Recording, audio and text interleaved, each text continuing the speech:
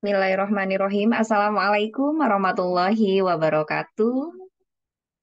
Waalaikumsalam warahmatullahi wabarakatuh. Warahmatullahi Ya, selamat wabarakatuh. malam. Salam sejahtera untuk kita semua.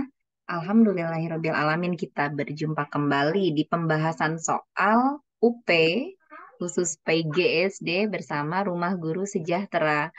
Malam hari ini pembahasan soalnya mungkin sekitar di soal-soal tryout-nya ya Pak Ilmi ya.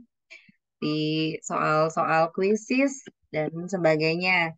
Yang mudah-mudahan teman-teman semua di sini sudah mengerjakan, sudah mencobanya.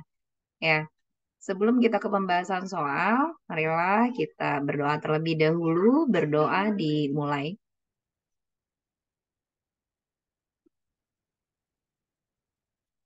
Berdoa dicukupkan. Ya, eh, ini belum hadir semua. Nanti ini saja ya Pak ya. Ya, silakan Pak Ilmi. Baik, terima kasih Bu Susi. Assalamualaikum warahmatullahi wabarakatuh. Waalaikumsalam warahmatullahi wabarakatuh. Malam Bapak Ibu semuanya, mudah-mudahan Bapak Ibu semuanya diberikan kesehatan, kelancaran dalam segala urusan, diberikan ilmu yang bermanfaat dan juga diberikan kemudahan untuk bisa lulus UP Bapak Ibu ya. Baik, pada malam hari ini kita ke pemantapan yaitu terkait dengan materi-materi yang sudah pernah kita pelajari ya. Baik, kita ulang kembali ya karena pemantapan di sini Bapak Ibu kalau lihat terkait dengan IPS di sini ada pembentukan muka bumi terkait dengan dua ya Bapak Ibu ya, yaitu ada faktor endogen dan faktor eksogen. Kalau kita lihat endogen itu N berarti pembentukan muka bumi dari dalam. Dalam Kalau X itu dari luar. dua Yang dari dalam itu terdiri dari tiga, yaitu ada tektonisme, ada vulkanisme, ada seisme. seisme. Ini hanya mengulang-ulang ya. Jadi biar tidak lupa ya. Kemudian yang dari luar itu ada sedimentasi atau nama lainnya adalah Lakukan bukan. Ada erosi. Erosi sendiri terbagi menjadi empat. Ada abrasi, ablasi, eksarasi, dan deflasi. Ya, ini untuk mengingat saja Bapak Ibu sebelum kita ke soal ya. Terus metode sejarah itu yang pertama ada heuristik. heuristik. Ini kata kuncinya adalah menemukan atau memperoleh ya, Memperoleh mengumpulkan, menemukan, memperoleh, menghimpun ya. Itu namanya heuristik. Kemudian ada kritik. Kritik ini artinya sesudah ditemukan tadi diverifikasi, diteliti. Nah, yang diteliti itu ada dua. Kalau ekstern itu yang diteliti adalah keaslian sumber. sumbernya. Kalau intern itu kredibilitas sumbernya yang diteliti, ya. Oke. Kemudian yang ketiga ada interpretasi atau nama lainnya apa Bapak Ibu? Menafsirkan. Tafsirkan. Nah, ada dua yaitu analisis dan sintesis. Sintesis. Analisis itu menguraikan. Yang sintesis itu Bukan. menyatukan. Ya. Kemudian ada historiografi, yaitu penulisan Untuk sejarah atau disebut dengan rekonstruksi atau ulang. membangun ulang ya. Di sini ada dinamika penduduk, ada de facto, ada de jure. De facto itu berdasarkan data primer atau data lapangan. Ya, kemudian de jure itu berdasarkan data sekunder atau data administrasi ya. Ada di sini terkait dengan penambahan dan pengurangan ya. Kalau ada natalitas, ada fertilitas. natalitas, fertilitas, atau kelahiran, itu maka jumlah penduduknya akan bertambah. Nah, sedangkan kalau terjadi mortalitas, maka jumlah penduduknya akan berkurang. Kurang. Ya. Mortalitas itu kematiannya. Imigrasi bertambah jumlah penduduknya, kalau emigrasi Berkurang. ya, ini untuk IPS, Bapak Ibu ya. Jadi kata kunci IPS ini harus dipelajari lagi, dibuka-buka lagi karena soal itu tidak mesti apa yang kita pelajari itu keluar. Nah, mesti ya. Kadang ada soal baru sehingga Bapak Ibu jangan menghafal soalnya tapi pemahamannya yang diperkuat ya. Nah, ini ada persebaran penduduk tidak merata, faktor yang mempengaruhi. Kok bisa tidak merata? Kenapa? Satu, karena sejarah.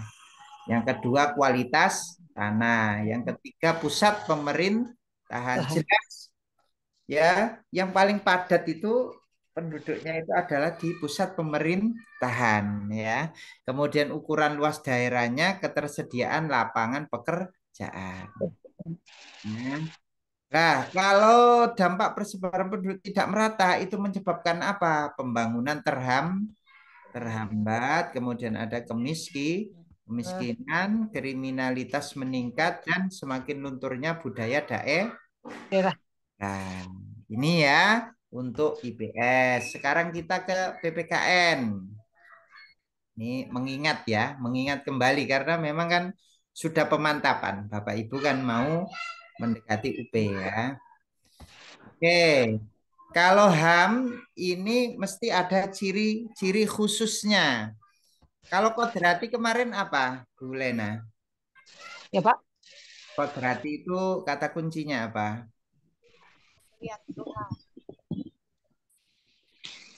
Kodrati itu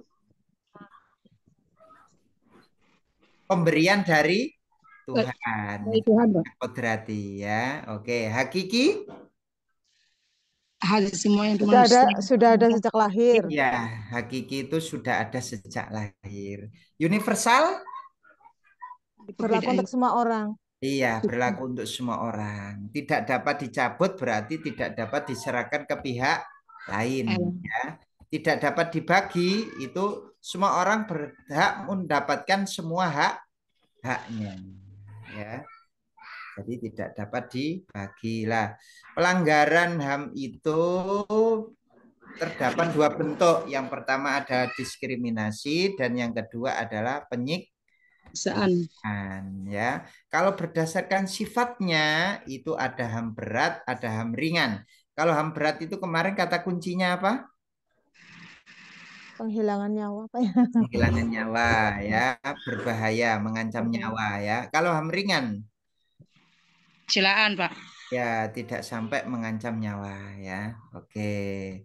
Ini adalah contoh-contoh HAM berat yang terjadi di Indonesia ya. Kalau kita lihat semuanya di sini ada penghilangan nyawa ya.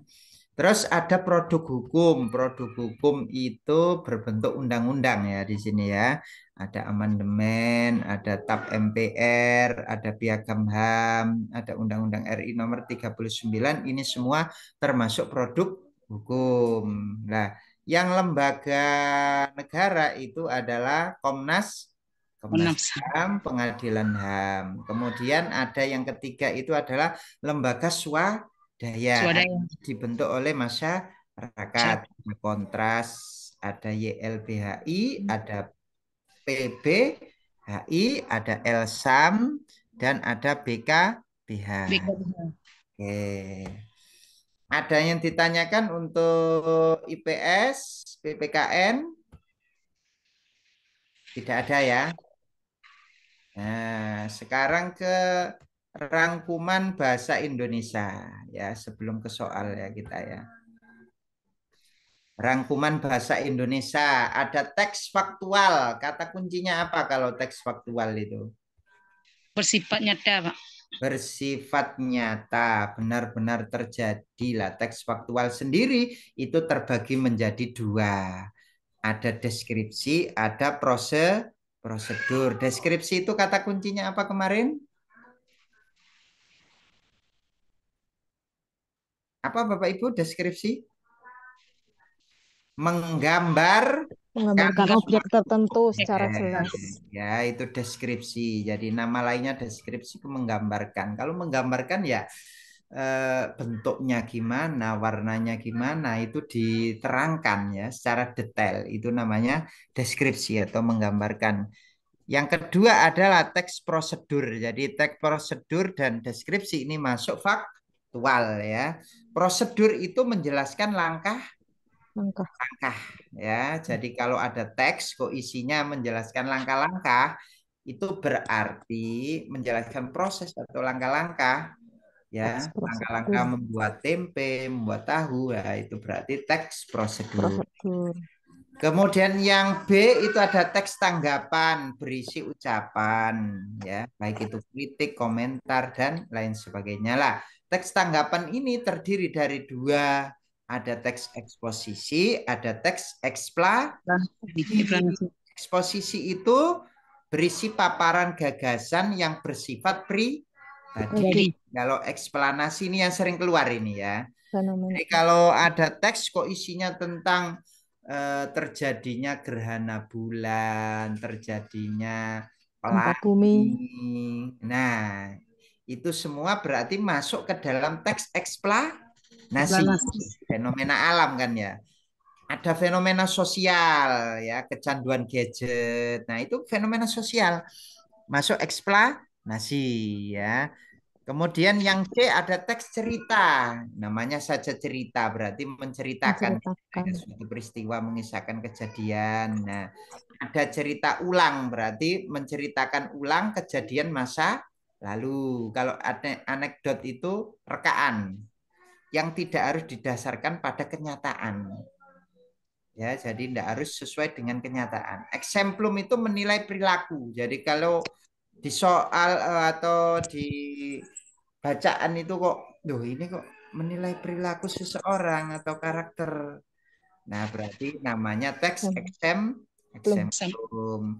Naratif ini sama dengan tadi ya, menceritakan ya suatu peristiwa. Di situ mesti ada tokohnya, namanya naratif itu ya ada tokohnya, ada latarnya ya.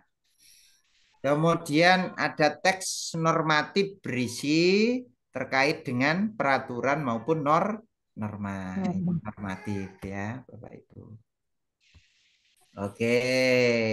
Ini yang sering keluar juga. Di bahasa Indonesia itu ada, kalau yang atas tadi teks apa itu? Yang atas tadi ada non fiksi, ada fiksi ya. Kalau non fiksi berarti berdasarkan imajinasi. non fiksi kok. Non fiksi. Ayo. Non fiksi itu berdasarkan kenyataan. Kalau fiksi itu berdasarkan imajinasi ya. Ini jangan sampai kebalik ya. Jadi kalau fiksi itu berdasarkan imajinasi, artinya khayalan. Ya. Kalau yang non fiksi itu yang kenyataan, yang nyata, yang atas tadi ya, itu non fiksi ya. Kalau yang ini fiksi lah. Fiksi ini biasanya terdiri dari orientasi, strukturnya ya. Jadi diawali dari pengenalan tokoh dulu, dikenalkan tokohnya, dikenalkan latarnya ya.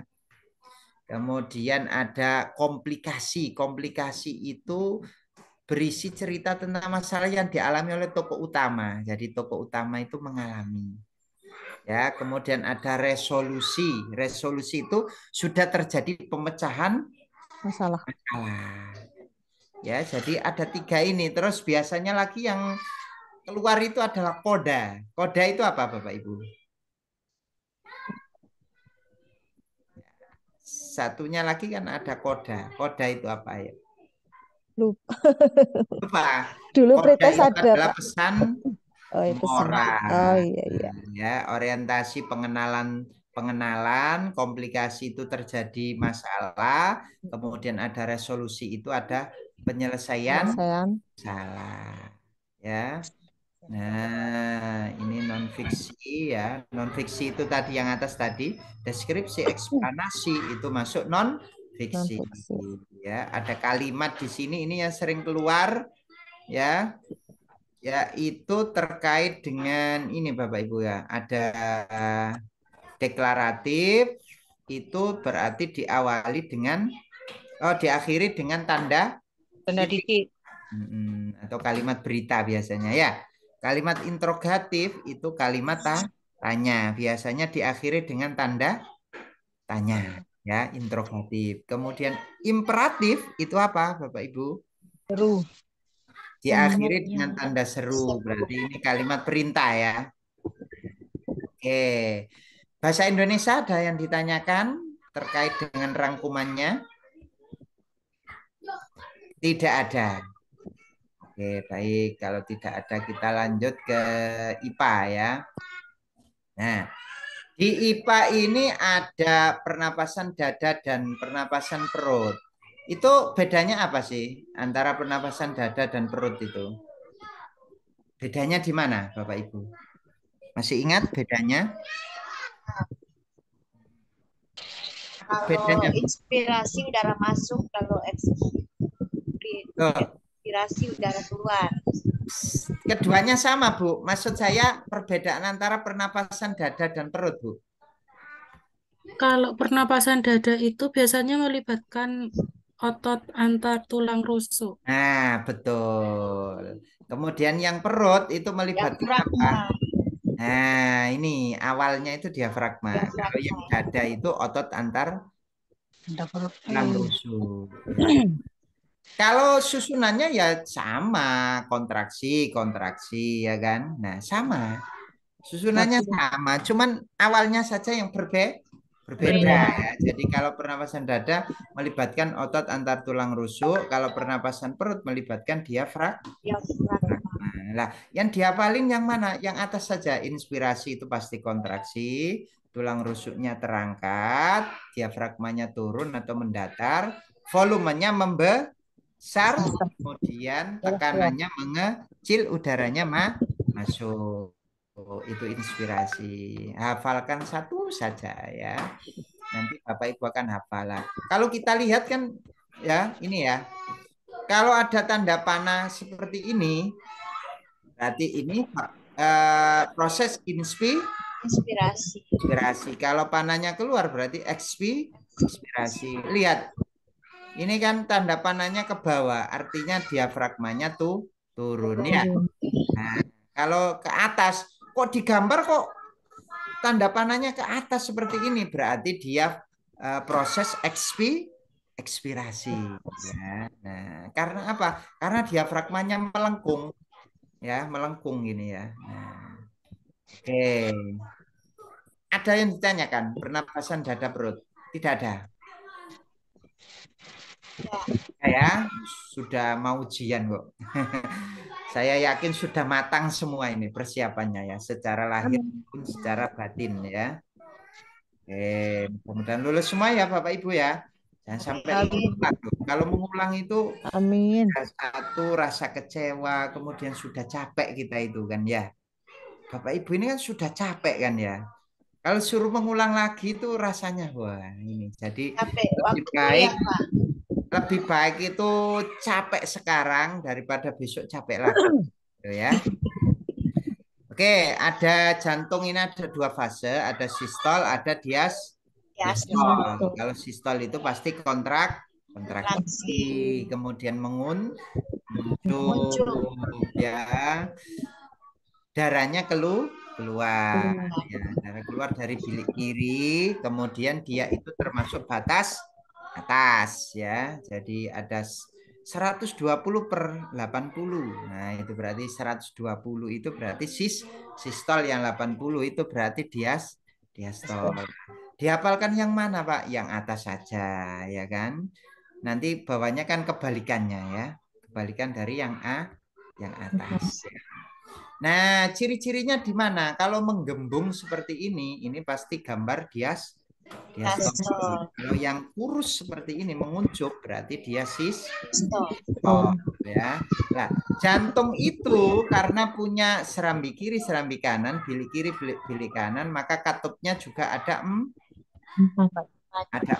ya. Katupnya ada 4. Ada katup trikuspid, yaitu mengalir dari serambi kanan ke bilik kanan. mengalir serambi kanan dan bilik kanan. Kemudian pulmonal itu dari arteri pulmonalis dari bilik kanan ke arteri pulmonalis ya. Nah, kanan ke arteri pulmonalis. Kalau mitral dari serambi kiri ke bilik kiri ya. Serambi kiri, bilik kiri berarti mitral. Kalau aorta itu dari bilik kiri ke aorta ya. Nah ini Bapak Ibu ya. Oke, kalau pembuluh darah ada 3. Ada pembuluh arteri, ada pembuluh vena, ada kapiler ya. Arteri itu yang kaya oksigen. Kalau vena itu yang miskin oksigen. Kapiler itu yang menghubungkan ke vena-vena terkecil ya, itu namanya kapiler. Nah, kalau Bapak Ibu lihat gambarnya sini, ini yang sebelah kanan kita itu kiri ya. Jangan sampai kebalik ya. Sebelah kanan kita itu kiri. Yang sebelah kiri kita itu termasuk kanan kalau di gambarnya itu ya. Jadi yang sebelah kiri itu kayak oksigen, yang sebelah kanan itu kayak karbon dioksida. Atrium itu nama lain dari serambi. Ya. Kalau ventrikel itu nama lain dari bilik. Ya, ini Bapak Ibu ada tulang. Sudah paham kan kemarin ya terkait tulang ya? 1, 2 itu tulang hulu. 3 sampai 7 gladiolus ya atau tulang badan. Kemudiannya tajuk pedang itu yang mana? Yang ini ya. Ya. Ya. Ada juga tulang rusuk melayang. Yang mana tulang rusuk melayang itu? Berapa? 11, 2 Pasang. 12 ya, 2 pasang ya. 11, 12 ini melayang ya. Dinamakan melayang karena yang depannya tidak terhubung ya, maka melayang ya. Ada rusuk sejati. Rusuk sejati itu 1 sampai 7 sejati. Kalau yang 8 sampai 10 itu namanya apa? Rusuk palsu. Nah, rusuk palsu. Oke. Ada konduktor, ada isolator ya. Konduktor itu apa? Mudah mengantarkan panas. Isolator itu sulit mengantarkan Panas. Oke. Sudah paham semua ya. Saya yakin malam hari ini kita tidak terlalu lama ya. Karena sudah itu tadi 4 kata kunci ya. Kata kunci dari PPKN sudah, IPS sudah, Bahasa Indonesia sudah, IPA sudah. Nah, kalau pedagogi kan tadi malam sudah kan ya. Kalau pedagogi tadi malam. Nah, kalau matematika besok malam dibahas Bu Dewi ya. Besok malam dibahas Bu Dewi. Oke, kira-kira kata kuncinya sudah berapa persen Bapak Ibu kuasai? Sekitar berapa persen? Sudah? Sudah 90 atau 100? Belum 50, Pak. Masih 50. 70-an. Masih Belum, 70. belum. Masih 70 itu belum mencapai KKM ya. Paling Kalau dilihat nanti di soal UP-nya paling meningkat itu kata kuncinya. Oh gitu ya. Tapi kalau ngerjakan soal kan sudah mulai hafal ya Bapak Ibu ya. Ya, Ya, oke, enggak apa-apa ya. Siapa yang tanggal 26? Saya, Pak. Saya, Sabtu. Pak. Saya, Pak. Saya tanggal 26, Pak. 26. Pak. 2. 26 saya, Pak. 26 itu hari pertama loh itu ya. Bapak Ibu Iya. tolong persiapkan dengan baik, cari sinyal yang mendukung ya. Sinyal yang mendukung, tempat yang mendukung juga, suasananya itu tenang gitu ya. Jam pertama juga, Pak, kayaknya. Nah, apalagi jam pertama ya. Bapak Ibu enggak usah takut, ikhlaskan saja ya. Ikhlas, jangan nyari sertifikasi, tapi nyari apa? Nyari untuk meningkatkan kompetensi ya. Jadi saya tujuannya untuk meningkatkan kompetensi, mencari ilmu itu Bapak Ibu ya. Jadi nanti Iya, kalau Pak. tujuannya itu nanti dimudahkan. dimudahkan sama Tuhan Yang Maha Kuasa. Kenapa? Karena niatnya mencari ilmu. Tapi kalau Bapak Ibu niatnya mencari tunjangan, nah itu beda lagi itu. Pasti ada ketakutan. Tapi kalau niatnya mencari ilmu itu nanti kiranya itu tenang, kemudian dimudahkan juga dalam mengerjakan ya Bapak Ibu ya. Jangan lupa berdoa ya, diperbanyak berdoa. Oke, nomor 1 ada yang membaca? Silakan. Silakan Ibu Titi. Ayo Bu Titi Iya, membaca siap Bu. nomor 1. Ya. Iya, satu, sebagai seorang guru seringkali merasakan waktu yang sangat terbatas. Padahal banyak hal yang harus diselesaikan terkait dengan hal ini. Gambaran yang paling mendekati diri Anda sebenarnya sebagai berikut. A. Saya tidak peduli dengan batasan waktu karena apapun saya kerjakan ketika saya menginginkannya. B. Seluruh waktu saya gunakan dengan baik, saya berusaha untuk mengembangkan diri secara optimal. C. Sebagian besar waktu sudah saya gunakan dengan baik, namun ada beberapa hal yang belum sempat saya lakukan. D. Banyak waktu yang tidak saya gunakan dengan baik, dan banyak hal yang tidak bisa saya capai dalam hidup ini. E. Saya dapat menggunakan seluruh waktu dengan baik, namun beberapa hal masih belum bisa dilakukan dengan lebih baik. Jawabannya Ya, kepribadian kan ini kan ya. Jawabannya apa, Bu? B. Pak. B. B ya. B ya. B. Iya, jadi disiplin Waktu. disiplin Waktu. waktu, Bapak Ibu Iya, ya. B. Disiplin waktu yang menggambarkan Bapak Ibu. Boleh dijawab yang lain, Pak? Boleh, tapi ya poinnya kecil ya. Ya, Pak. Kalau kepribadian itu kan kadang enggak salah ya, tapi kalau kita itu memilih yang pilihan yang tepat itu poinnya lebih tinggi ya, poinnya lebih Ya, tinggi. Pak. Siap. Oke, yang kedua, silakan, masih kepribadian juga ini. Silakan. Ya, silakan Ibu Uji. Ibu Uji Wahyuni. Silakan Bu. Mana? Ya, Uji. Bu Uji mana ini Bu Uji? Bu Titi barangkali ya. Ya, Bu Titi lagi Bu Titi. Oke, siap, Bu. Ya. Anda Siap. memiliki siswa pintar yang ingin sekali menguasai keterampilan yang menurut Anda belum saatnya dikuasai oleh siswa tersebut. Di sekolah hanya Anda yang dapat melatihnya. Namun Anda tidak memiliki waktu luang. Ucapan yang tepat dikatakan kepada siswa adalah A. Bahwa siswa belum waktunya menguasai keterampilan itu dan saya sibuk sehingga tidak bisa melatihnya. B. Bahwa siswa itu memiliki kemampuan yang baik, punya kesempatan menguasai keterampilan itu dan mengatur waktu lagi untuk bisa berlatih dengan saya. C. Bahwa siswa tidak perlu belajar keterampilan itu dan tidak perlu berlatih kepada saya. D. Bahwa siswa tetap memiliki kesempatan menguasai keterampilan itu dan memintanya mencari pelatih yang diinginkan dari luar sekolah. E. Bahwa siswa itu bisa belajar untuk menguasai keterampilan itu. Jadi Ya. B ya. Seorang guru gimana kira-kira kalau ada semacam ini? Memiliki siswa pintar, menguasai Iya, Pak. keterampilan ya. Belum saatnya dikuasai. Kira-kira gimana kira-kira? Hanya Anda yang dapat melatihnya. Nah, hanya kita lah. Sebagai seorang guru kan kita harus siap sedia ya Bapak Ibu ya kemarin itu ya. Pak, B. menguasai. B, Pak, B. B. Ya, B. yang B ya. B. Nah, bahwa siswa itu memiliki kemampuan yang baik ya, Kemampuan yang baik, ya.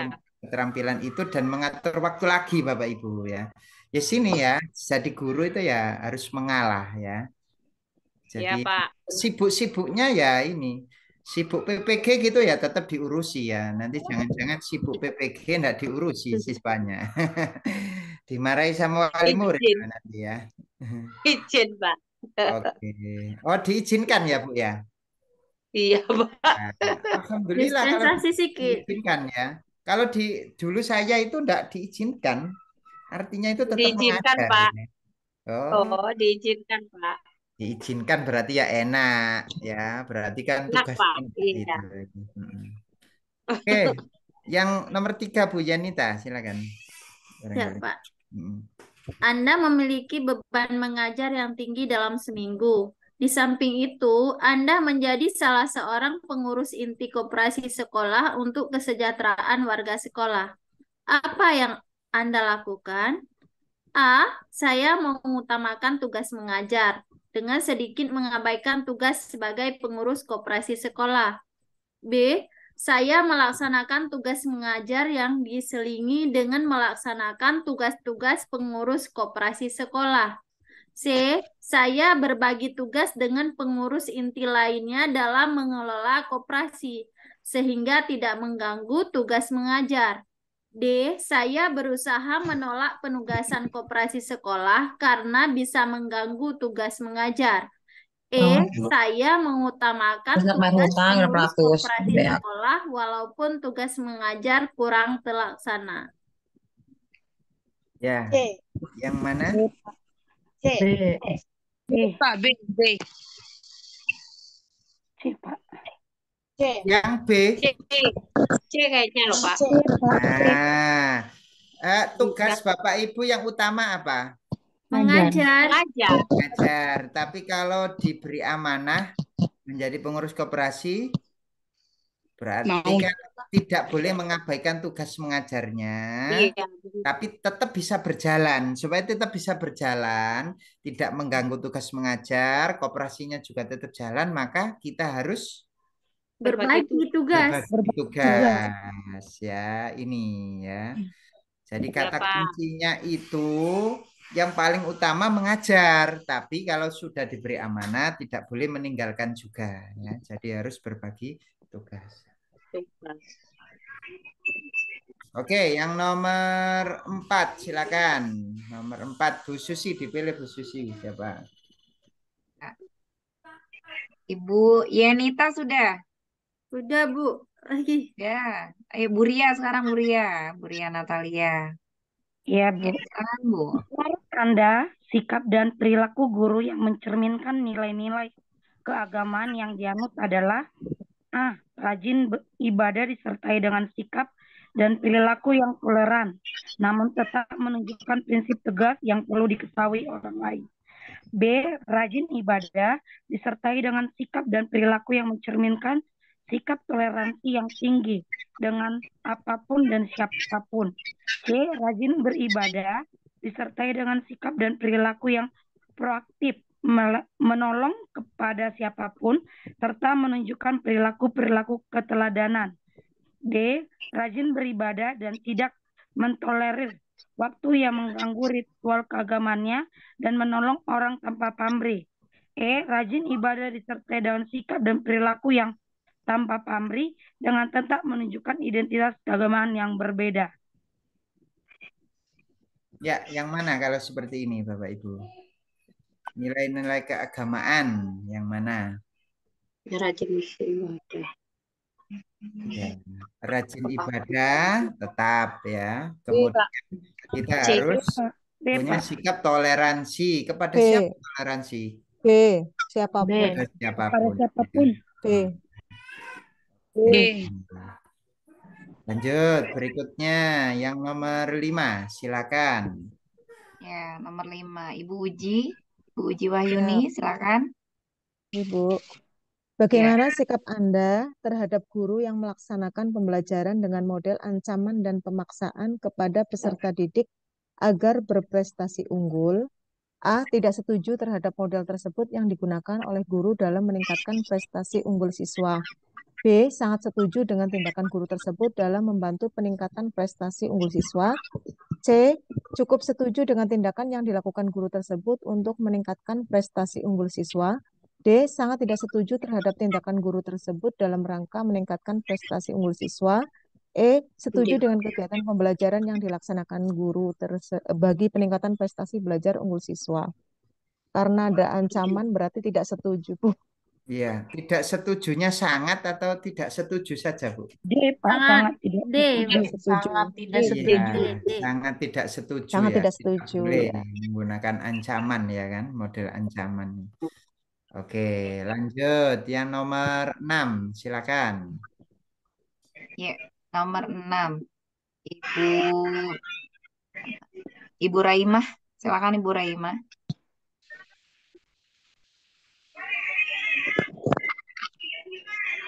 Nah, tadi ada yang ini siapa ya? Ibu Joyce. Ibu Joyce silakan Bu.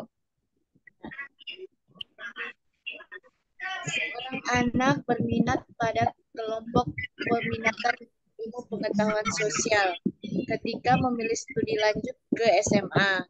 Namun orang tua berkukuh agar anaknya memilih peminatan pada bidang ilmu pengetahuan alam.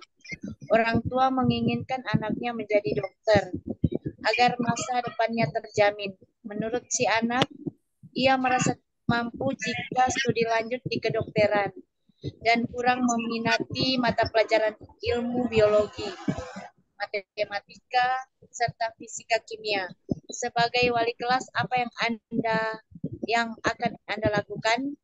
A. Melakukan kunjungan rumah dengan membawa data prestasi si anak sebagai bahan diskusi agar orang tua memahami prosesnya. B. Agar orang tua memahami potensi anaknya. B. Menasehati si anak untuk patuh pada orang tua yang telah memilihkan masa depan yang baik karena tidak ada orang tua yang berniat menjerumuskan anaknya.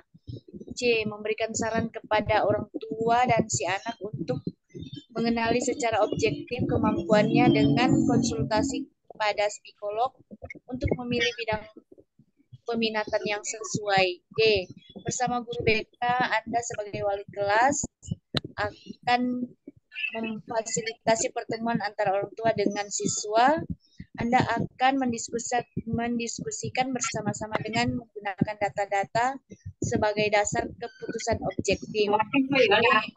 Menyarankan kepada si anak untuk menyampaikan kepada orang tua bahwa dirinya tidak berminat dan merasa tidak mampu pada jurusan kedokteran. Yang D.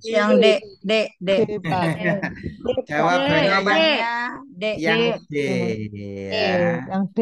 Jadi ini lebih lengkap. Bersama guru Iya. BK-nya, wali kelas juga memfasilitasi pertemuan antara orang tua ya. Kemudian didiskusikan dan membawa data. Nah, jadi lebih lengkap ya. Lengkap ya. Jadi yang D yang lebih tepat ya. Oke, yang nomor 7. Silakan. Nomor 7, Ibu Lena. Silakan Bu Lena. Ya, Bu. Terdapat 5 kriteria penilaian teman sejawat, yaitu kejujuran, kedisiplinan, integrasi, tanggung jawab, dan penampilan. Agar penilaian kepada teman sejawat yang Anda lakukan objektif, maka yang dilakukan adalah A. Setiap aspek dinilai dulu itu untuk semua teman. Misalnya aspek kejujuran dinilai dulu untuk semua. Aduh, nggak nampak, Bu. Ya. Oke, intinya kalau menilai teman itu harus objektif ya. Nah, supaya objektif itu dinilai satu persatu dengan 5 kriteria. Jadi nggak lihat itu senior atau enggak. Ya, kita harus objektif. Artinya di situ dinilai satu persatu menurut kriterianya. Yaitu kejujurannya gimana, kedisiplinannya gimana, berarti D ya. Yang D. Oke. Nomor 8, silakan. 8. Silakan Ibu Ibu Mulyana, silakan Bu. Ya. Di sekolah tempat Anda mengajar, mayoritas siswa beragama Islam. Namun, ada juga yang beragama non-Islam. Ketika memasuki bulan Ramadan, Anda mendapati siswa non-Muslim yang sedang makan di depan kelas. Ketika teman-teman yang lain sedang menjalankan ibadah puasa. Sebagai guru, apa yang Anda lakukan untuk menyikapi hal tersebut? A. Meminta siswa tersebut untuk makan di tempat yang sepi agar tidak kelihatan teman-teman yang sedang berpuasa. B. Keduanya memiliki hak masing-masing boleh berbuat sesuai keyakinan. C. Tidak peduli dengan tindakan yang dilakukan siswa tersebut. D. Menasihati siswa agar tidak makan di depan kelas selama bulan Ramadan demi menghormati yang berpuasa. E. Menasihati siswa yang sedang puasa Ramadan bahwa makan dimanapun itu hak mereka. Nah, Jawabannya D. ini kita kan mengajarkan Toleransi. toleransi. Yang mengajarkan toleransi berarti yang mana? D. Yang D. D. Iya, D, yang Pak. D ini ya. Oke. Jadi harus saling pengertian ya, saling toleransi. Yang nomor 9, silakan. 9, Ibu Oh, ini Yunita, sudah pernah silakan. ini ya. Jadi ada salah Iya. satu warga yang mempengaruhi nggak membayar pajak. Maka yang dinasehati yang mana? Seluruh warga atau Yang nggak? mempengaruhinya. Kan salah satu warga. Yang mempengaruhi. Yang mempengaruhi berarti yang mana? C. Nah, yang C ya. C. Yang C. Mengingatkan salah satu warga tersebut agar tidak mempengaruhi. Dengan mengingatkan ini, maka yang lainnya tidak Tidak akan terpengaruh. Oke, yang nomor 10 silakan. 10, Ibu Mulyana, silakan. Ya. Suatu ketika Anda menjadi tuan rumah dalam acara rutin pertemuan warga RT. Semua warga RT diundang untuk acara pertemuan rutin setiap bulan. Tamu pertama yang datang ke rumah Anda adalah seorang warga paling miskin di RT. Apa yang Anda akan lakukan? A. Sembari menunggu tamu lainnya, Anda menemani tamu tersebut sambil mengobrol tentang hal-hal ringan. B. Meminta tamu pertama itu duduk di kursi deretan paling depan untuk menghargai tamu yang datang paling awal. C. Membiarkan tamu pertama itu mencari tempat duduk sendiri karena tamu lain juga ada. Anda perlakukan seperti itu. D. Mengajak tamu tersebut ke belakang dan menawarinya untuk makan. Setelah itu meminta bantuan untuk menyiapkan makanan dan minuman. E. Menyalami tamu pertama dan menggandengnya dengan penuh respek untuk duduk di kursi yang telah disediakan. Ya. Jadi kita harus menghormati kan ya. Tidak membeda-bedakan. Beda-bedakan. Maka yang mana? Ya langsung salami ya. Menyalami tamu pertama dan menggandengnya. Ya kan? Penuh respek ya. Yang E. Duduk Yang E. di kursi yang telah disediakan. Di depan yo tidak mesti kan gitu kan ya di depan. Karena di depan itu kadang kan memang narasumbernya atau siapa kan gitu ya. Jadi di kursi yang telah disediakan. Ya, oke. Yang nomor 11 silakan. Masih terkait dengan kepribadian. Untuk yang profesional saya anggap sudah mahir semua ya. Ini yang kepribadian. Ayo, nomor 11.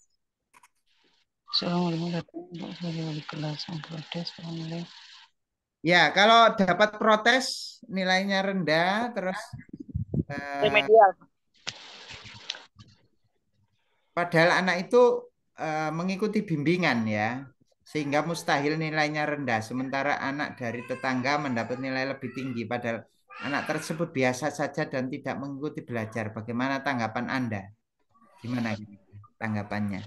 Kalau ada yang protes, anak saya ini ikut bimbel, tapi kok nilainya rendah, yang itu enggak ikut bimbel kok nilainya tinggi gitu. Gimana? Yang C. Yang C. C, Bu. B. C. C. Yang C. B. Yang B apa D? D. Yang D. C, Bang. Ya, protes Yang C. Yang C. Rekap di atas telah menyampaikan hal bukan tentu tingkat. Yang coba kita lihat C. Menunjukkan dokumen hasil ulangan harian, mempertemukan wali murid serta memberi kesempatan. Kan lebih sip ini ya, yang C ini kan. Ditunjukkan buktinya, dipertemukan dengan anaknya, wali murid dengan anaknya, kemudian didiskusikan ya terkait dengan belajar capaian Secara belajarnya objektif. ya, secara objektif. Jadi yang D kurang tepat ya. Ya, jadi lebih bijaknya itu adalah yang C. Oke, yang selanjutnya nomor 12, silakan. Nomor 12. Ibu Nurul Istiqomah. Silakan Bu Nurul. Oh iya Bu. Langsung dibaca soalnya nih.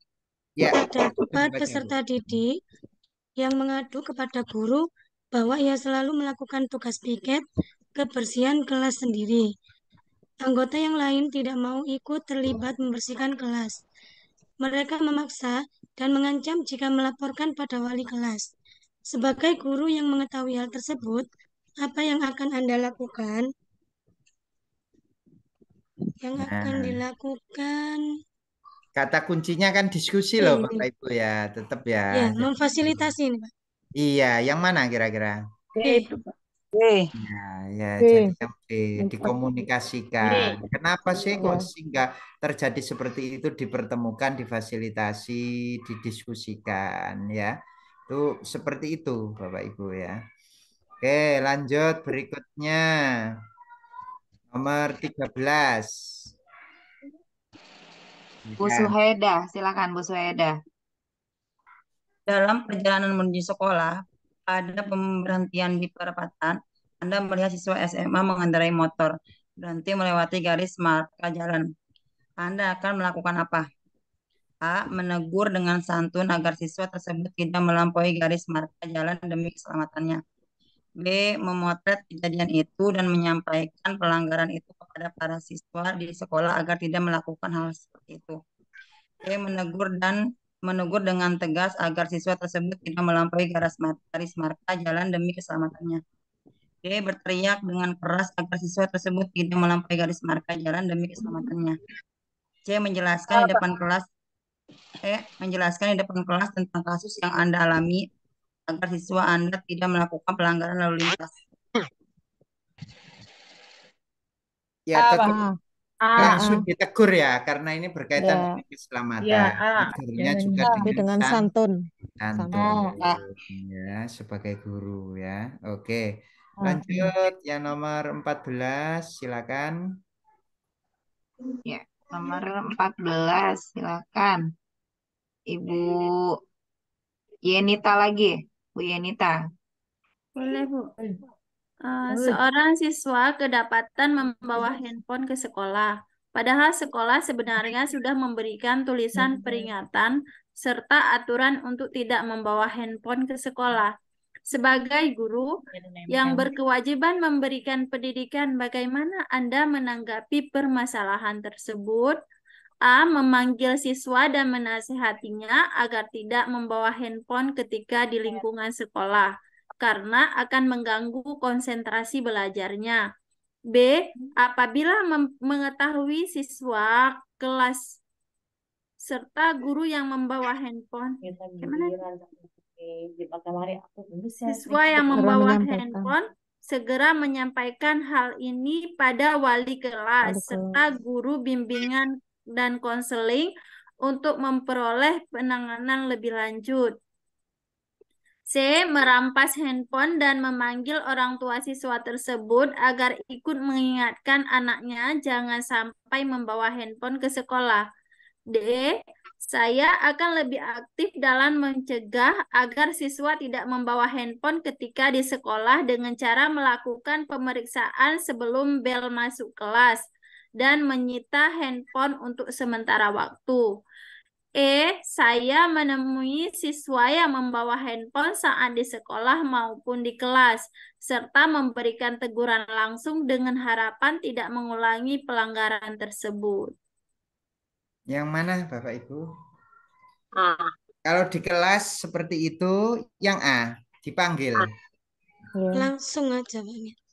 Menemui Iya, siswanya. karena ini pas waktu di kelas soalnya. Iya, waktu di kelas ya. Kalau di luar waktu istirahat gitu ya dipanggil, nak jangan bawa handphone karena ini di kelas.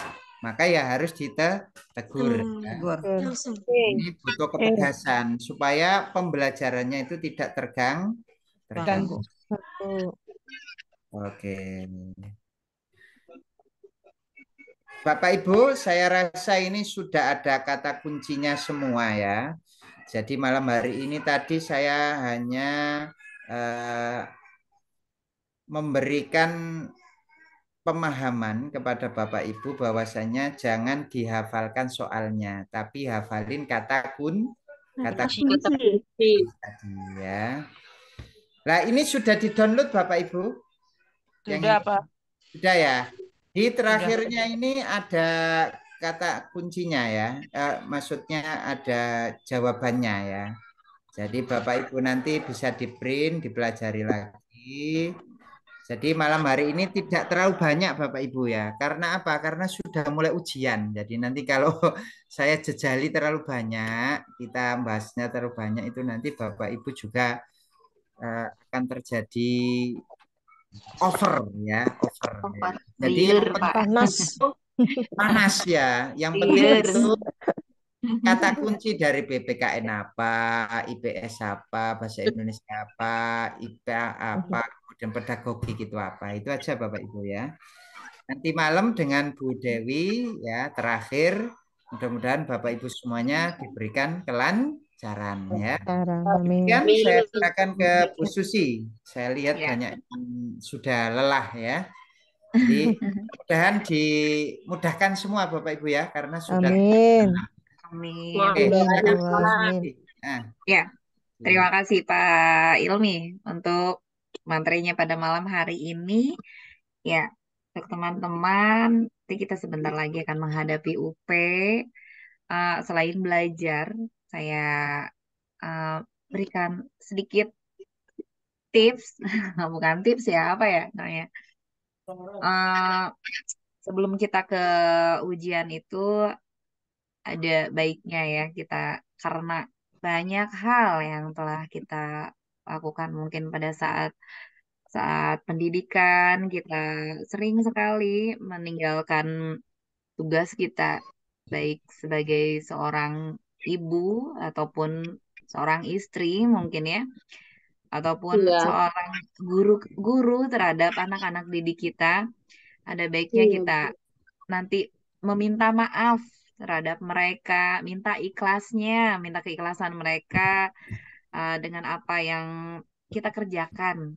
Kita minta doanya terhadap mereka gitu.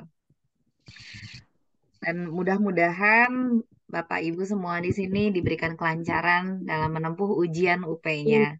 Ya. Amin. Amin ya Allah. Di sini juga bantu doa ya Ibu, Bapak. Mudah-mudahan sukses, mudah-mudahan lancar, tidak ada kendala apapun. Ya. Amin. Nih, ada pertanyaan dari Ibu siapa? Ibu Suhaida. Kalau sudah selesai pertemuannya pakai LMS masih bisa diakses. Biasanya masih bisa, Pak Ilmi masih bisa membuka, namun nanti diberi waktu beberapa minggu mungkin ya. 1 minggu atau 2 minggu nanti baru ditutup. Biasanya seperti itu. Masih bisa dibuka, Bu. Soalnya saya makan persiapan pretest bukan UP. Bukan UP ya? Iya. Oh, ya. Jadi, tapi diaksesnya hanya beberapa minggu, Bu. Nanti ditutup, biasanya ditutup sama Pak Ilmi kalau sudah selesai kan, sudah selesai, sudah nanti materi-materi di LMS-nya sebaiknya di-download di ini ya, dibuat ini di print, bisa diulang-ulang gitu. Nanti jika Bapak Ibu di sini mau melanjutkan kembali untuk belajar bersama kami, nanti bisa menghubungi Bu Artiwi kembali seperti itu. Ya, untuk malam hari ini. Ya, untuk malam hari ini kita cukupkan saja. Selamat beristirahat. Nanti Ibu Bapak bisa dibuka lagi, diulang lagi, dibaca kembali ya materi-materi yang ada di LMS, dan sebaiknya memang di-print, di-download seperti itu. Mudah-mudahan hajat kita, yaitu ujian baik UP maupun pretest nanti diberikan kelancaran ya, Amin. kelancaran dan kelulusan. Amin. Amin. Untuk malam hari ini Amin. kita Amin. tutup saja. Saya cukupkan. Saya tutup. Wassalamualaikum warahmatullahi wabarakatuh. Waalaikumsalam warahmatullahi warahmatullahi wabarakatuh. wabarakatuh. Terima Terima kasih. Selamat kasih Mbak Esti. Isi Bu Susi. beristirahat. Ya. Ya. Ya.